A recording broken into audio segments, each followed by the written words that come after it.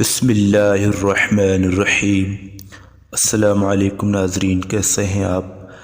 ناظرین، آج میں آپ کو حضرت شہباز قلندر کی کرامت کے بارے میں بتاؤں گا۔ تو ویڈیو شروع کرنے سے پہلے میرے آپ سے گزارش ہے کہ آپ نے ابھی تک ہمارا چینل سبسکرائب نہیں کیا ہے تو سبسکرائب کیجیے اور بیل آئیکن کی گھنٹی کو دبا دیجیے تاکہ نئے آنے والی ویڈیو آپ کو ملتی رہے۔ بلخ بخارا کے بادشاہ ایک مرتبہ حضرت لیل شہباز قلندر کی خدمت میں حاضر ہوئے و عرض کی کہ اے شہنشاہ ولایت، میرے پاس خدا کی دی ہوئی ہر نعمت موجود ہے۔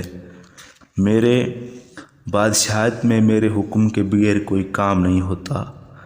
نعمت خداوندی میں مالا مال ہوں، لیکن ایک چیز کی کمی میں شدت سے محسوس کرتا ہوں، وہ یہ ہے کہ میں اولاد سے محروم ہوں۔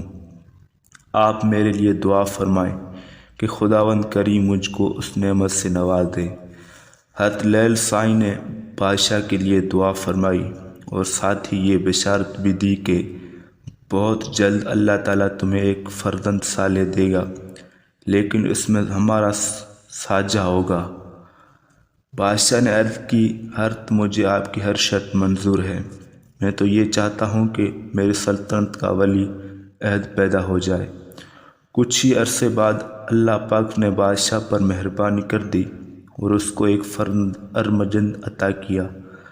بادشاہ نے بیٹے کی پیدائش کی خوشی میں زر و ہیرہ جواہرات تول کر حضرت لیل سائی کی خدمت میں پیش کیے، مگر آپ نے ان تمام چیزوں کو رد کرتے ہوئے فرمایا، ہمیں دنیاوی دولت سے کیا سروکار، ہم درویش لوگ ہیں، ان جھگڑوں سے تو ہمارا دور کا بھی واسطہ نہیں ہے۔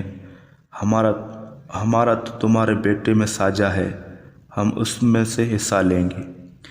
یہ کہہ کر آپ نے حکم دیا کہ بچے کو ہمارے سامنے لایا جائے۔ بادشاہ نے فوراً آپ کے حکم کی تعمیل کی۔ آپ نے بچے کو اٹھایا اور اپنی گودڑی میں چھپا کر بادشاہ سے کہا کہ اب تم جو کچھ مرضی کر لو، اس میں آدھا حصہ میرا ہوگا۔ آپ نے اس بچے کا نام ادھم رکھا۔ یہ لڑکا ہی بڑا ہو کر سلطان ادھم کے نام سے مشہور ہوا، لیکن کچھ عرصہ حکومت کرنے کے بعد اس نے دنیا ترک کر دی اور باقی آدھی عمر فقیری میں گزار دی۔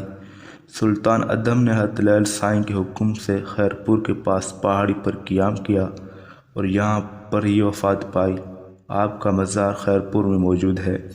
سلطان ادھم میں حضرت لیل سائی نے اس کی درویشی کی شکل میں آدھا حصہ لیا۔ تو ویڈیو پسند ہے، ویڈیو کو لائک کرو، شیئر کرو۔ اللہ حافظ۔